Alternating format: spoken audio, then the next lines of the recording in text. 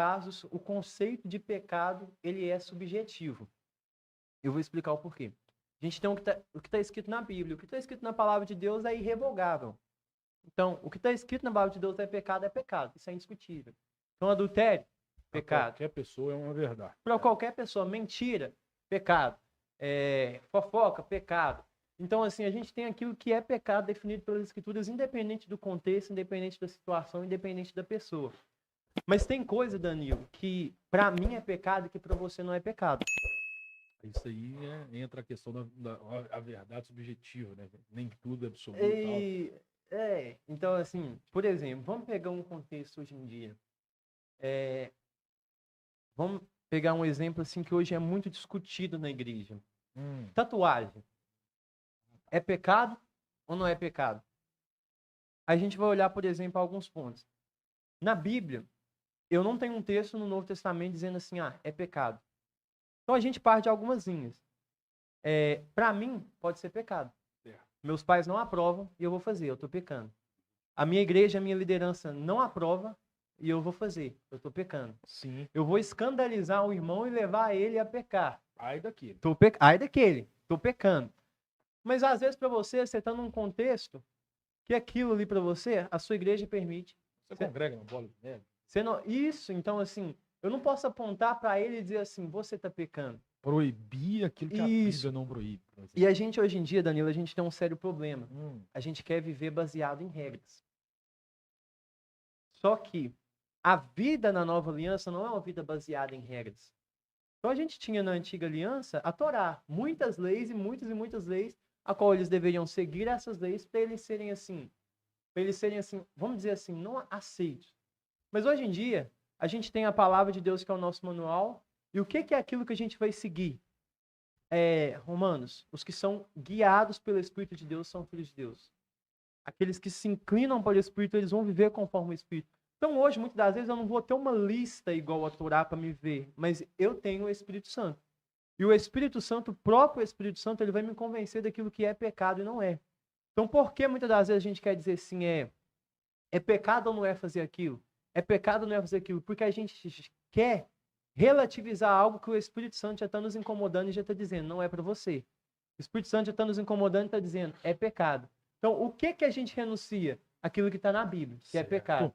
O que a gente renuncia? Aquilo que o Espírito Santo pede de nós, que às vezes nem para todo mundo vai ser pecado, mas o Espírito Santo ele requer isso de mim. Então a gente vai dizer, Paulo, tudo me é lícito, mas nem tudo me convém. E Paulo coloca isso de uma forma assim, pessoal, nem tudo me convém. Então, às vezes, para você vai convir você ir ali em um local e para mim já não vai convir. Isso é uma renúncia que eu tenho que fazer. Ainda que... E tem aquela questão, por exemplo, e talvez tem pessoas... A questão do domínio próprio, né? Porque tem pessoas, por exemplo, que conseguem lidar com algumas questões e conseguem dominar aquilo, outros não. Um exemplo, futebol. Exato. Uma coisa assim, futebol é pecado para você? Para mim, não. Tem pessoas que não podem ir no futebol porque peca. Exato. Para você é pecado? Não. Porque... Deu uma gaguejada. Não, eu sou bem tranquilo quanto a isso. Bem tranquilo, bem resolvido quanto a isso. Mas é o que eu falo. Tem pessoas, por exemplo, que não têm a estrutura, por exemplo, né, para lidar com bola, porque leva ele ao pecado. É igual a ira. A ira é um pecado, mas a gente leva a pecar. Isso. Entendeu? Então é isso. Falando ainda sobre a questão aí da renúncia aí, né, à luz da Bíblia, tal. Jesus fala para nós negar, né, a nós mesmos. Certo? Negue a si mesmo. O que seria isso? O que seria negar a si mesmo? O que isso na prática significa? O que você falou aí, vendo uma vida de renúncia, não apenas teoricamente falando, mas, né, na questão da prática. Na prática, o que seria negar a si mesmo? É o que Paulo vai dizer. Fazer morrer a vossa velha natureza.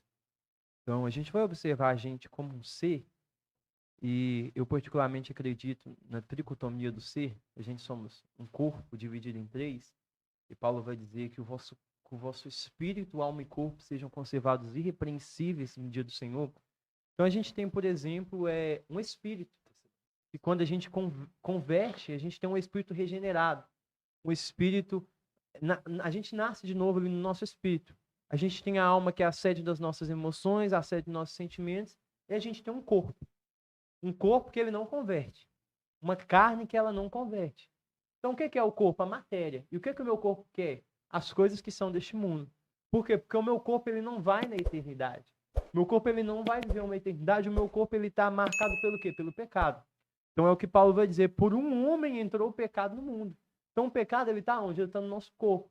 E é por isso que Paulo vai dizer, olha, o bem que eu quero fazer, esse bem eu não faço. Mas o mal que eu quero fazer, esse eu faço. Então eu vejo em mim uma lei que é boa, ou eu vejo em mim uma intenção que é boa no meu homem interior, eu quero fazer a lei do Senhor, mas o meu corpo ele quer pecar. Ele vai dizer, miserável homem que sou, quem me livrará do corpo dessa morte? O que é a renúncia? É eu negar aquilo que o meu corpo quer. É eu negar aquilo que muitas das vezes a minha alma e meus sentimentos querem, para eu dar ouvidos ao que é a palavra de Deus e ao Espírito Santo. Então, a renúncia no meu dia a dia, ela vai implicar em eu não mentir.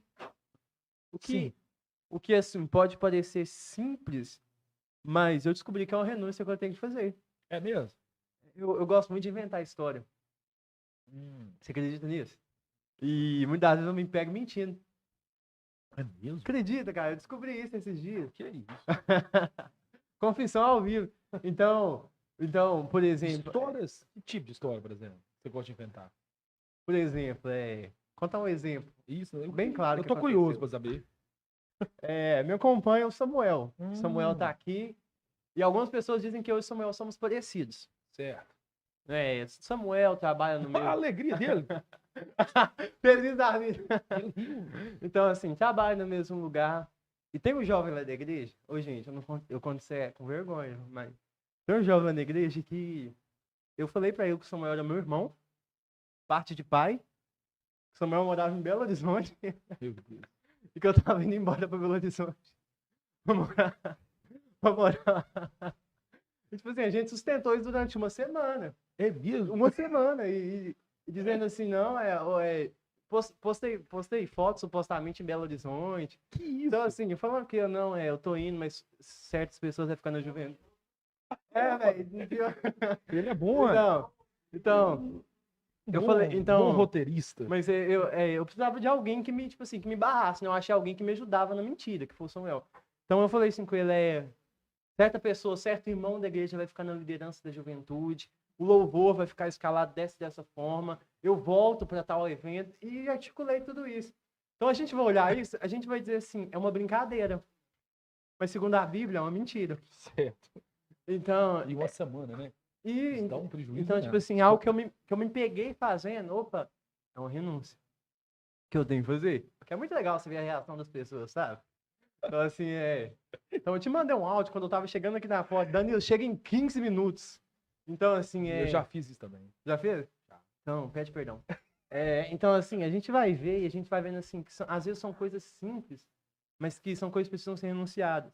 Então, para um jovem cristão, às vezes a renúncia que você vai ter que fazer é um namoro que não agrada o Senhor.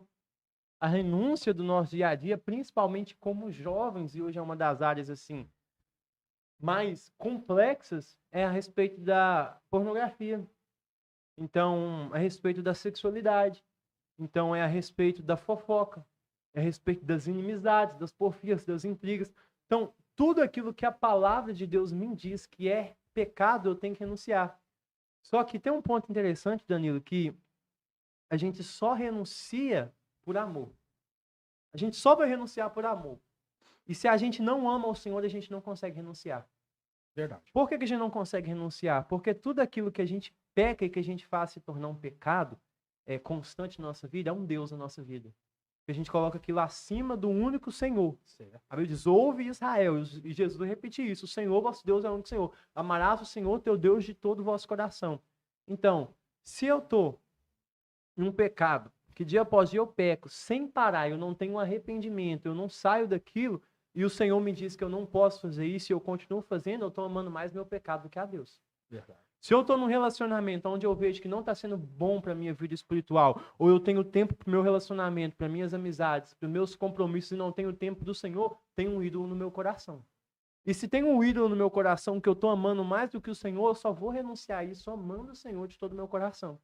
Então a gente vai ver Oséias, por exemplo. Deus fala, Oséias, vai e casa com uma prostituta. Por quê? Porque a terra se prostituiu. E Deus fala, sabe o que eu vou fazer? Eu vou cerrar o caminho dela, para que ela não vá atrás do seu amante. E o nosso problema hoje é que nós temos muitos amantes. E eu não falo questão de vocês, a igreja tem muitos amantes. Nós temos muitos amantes no nosso coração que não é o Senhor. E esses amantes, eles precisam ser renunciados. Então a gente vai ver em Cantares, por exemplo, capítulo 8, que o amor do noivo, o amor de Deus para conosco, ele é ciumento como a morte. O que Deus deseja? Morte aos ídolos rivais, morte aos amores rivais. Tiago vai dizer, o Espírito que habita em vós tem ciúmes. Então, a partir do momento que nós estamos vivendo algo que nós precisamos renunciar, há uma expectativa do céu, uma expectativa do Espírito Santo, de que nós dizemos aqui, ele fala assim, opa, isso aqui está tomando lugar de Deus no meu coração. Deus, eu renuncio. Por quê? Porque o Senhor é o único e verdadeiro Deus na minha vida.